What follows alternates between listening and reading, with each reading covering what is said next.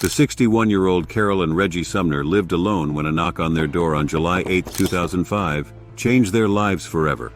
Carol and Reggie were kidnapped and taken away that evening after being attacked in their home. Carol's daughter reported the couple missing to cops on July 10th. The search, however, ended in tragedy on July 16th, when officials were led to Carol and Reggie's dead bodies in a Georgia grave. An autopsy showed that the couple was buried alive and died as a result of dirt clogging their airways. 61-year-old Carol and Reggie Sumner met in school and had a brief romance before breaking up after college. After spending time in the Navy, Reggie got married and found work with the railroad.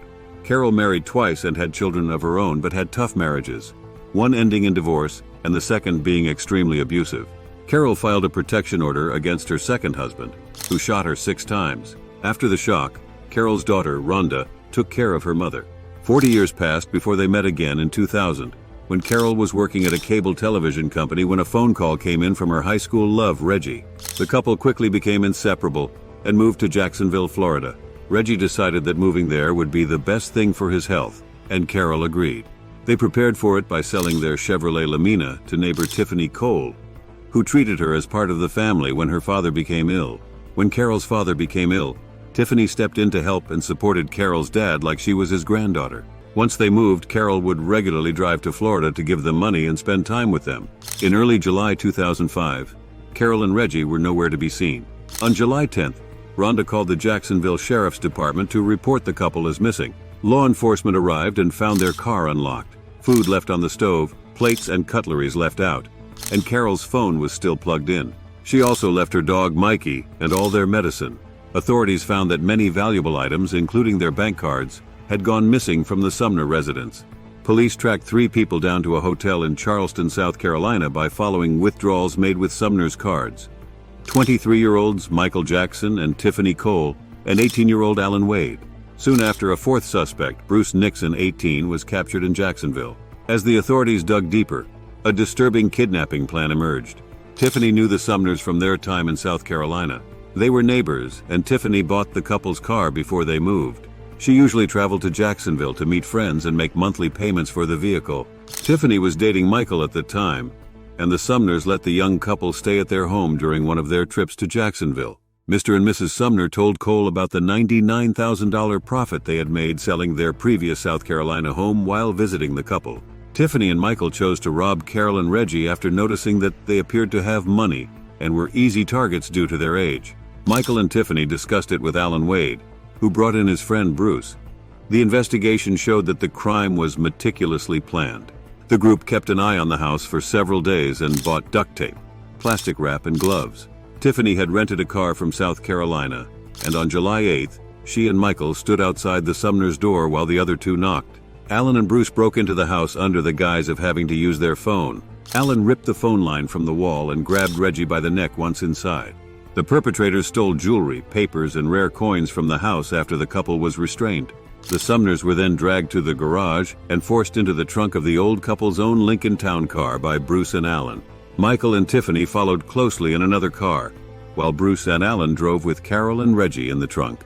They planned to be pulled over for speeding on purpose if any police vehicle got too close to the Sumners' car. They all drove to a remote Georgia spot where they had dug a grave a few days before. According to Bruce, who later cooperated with officials, Michael obtained the ATM pins from the couple and then buried them alive. They left the Sumners' car in Sanderson, Florida, and continued to take money with the Sumners' bank cards. Tiffany and Alan also returned to the home to steal a computer, which they later pawned for cash.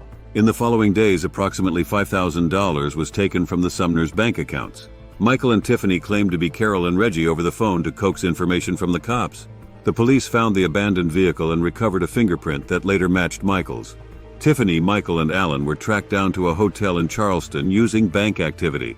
Police discovered the victim's driver's license, credit cards, checkbook, mail, and papers holding the victim's online passwords, social security numbers, and birth dates at the motel where Cole, Jackson, and Wade were staying. There was also a new laptop, new product bags, and the victim's coin collection. Inside, the cops found items belonging to Carol and Reggie. Bruce, who had returned to Jacksonville, was later apprehended and led cops to the bodies. Bruce had previously been talking about burying someone alive at a party. Bruce Nixon's testimony was crucial in obtaining convictions for the rest of the group. He claimed Michael was the mastermind, which Michael rejected during his trial. Tiffany's lawyers argued she was under Michael's control and had no idea the Sumners would be killed. Tiffany Cole claimed she thought the crime would be a simple theft and that she did not knowingly take part in the robberies, kidnappings, or killings. She also claimed that she had no idea the victims were in Lincoln's trunk until she arrived at the gravesite. Cole, on the other hand, was the only one of the 4 suspects who had previously known the victims. Tiffany was found guilty of 2 counts of murder, kidnapping, and theft in October 2007. She was given the death sentence, while Michael and Alan were both sentenced to death. Bruce pleaded guilty to a lesser charge and was sentenced to 45 years in jail. Tiffany's death sentence was overturned in June 2017 due to a ruling that the jury's choice to impose the death penalty was not unanimous. She is still being held at Lowell Correctional Institution in Ocala, Florida, awaiting a new sentencing case. Alan Lindell Wade, who was 18 at the time of the crime and is now 35. A majority of the jurors who heard his case felt that he should pay for his crimes with his life. But that was insufficient under a Florida Supreme Court ruling that required unanimity. According to the defense, mitigation is never a defense or excuse for murder, but it is used to choose between life and death sentences. Wade was sexually abused as a child by a maid. His father abandoned him, and his mother was diagnosed with breast cancer when he was 13, and later kicked him out of the house when he was 15. He struggled in school, having to repeat 6th grade twice. He was rejected admission to the United States Army after failing a drug test. The defense claimed that these events influenced Alan at the time of the crime.